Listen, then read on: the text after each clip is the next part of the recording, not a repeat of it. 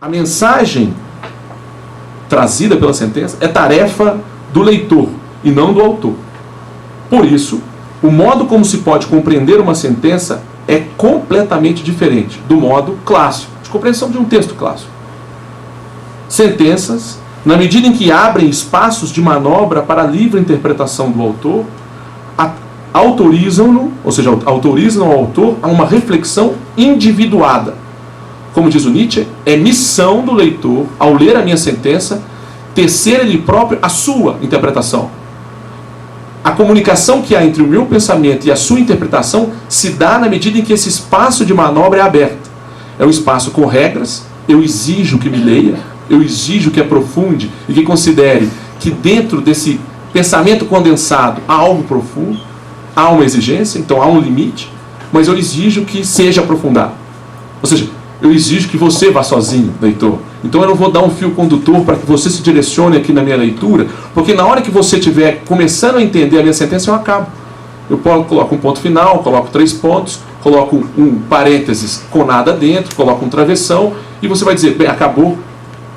A gente vai dizer, sim, acabou, porque aqui quem continua é você.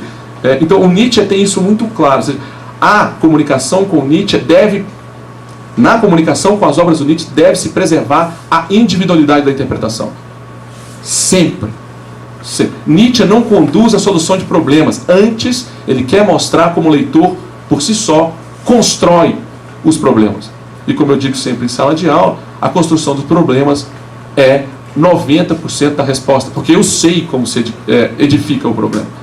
Então, ao invés de procurar a resposta, a filosofia não é a tentativa de solucionar problemas, pelo contrário, é de bem construir e de bem perguntar sobre as coisas. Então eu estou dizendo aqui que a sentença é essa possibilidade de colocar em risco a comunicação. Bem, colocar em risco qual comunicação? Qualquer comunicação entre autor e leitor que se pretenda estável. Chegou no final do livro, entendi tudo. Isso Nietzsche vai dizer, mal, muito mal. O livro que tem a moral da história, mal, piorou, não dá. Resumo final, não dá. Dissertação de mestrado, conclusão, piorou. Não, piorou. O prefácio que faz uma espécie de panorama geral, não. Tá horrível. Não se trata de resumir um pensamento. Como Nietzsche diz, escrever melhor é pensar melhor. E pensar melhor é comunicar coisas que tenham valor para o leitor. Mas coisas que o valor vai ser adquirido por uma interpretação livre do leitor e não pelos valores dados pelo autor.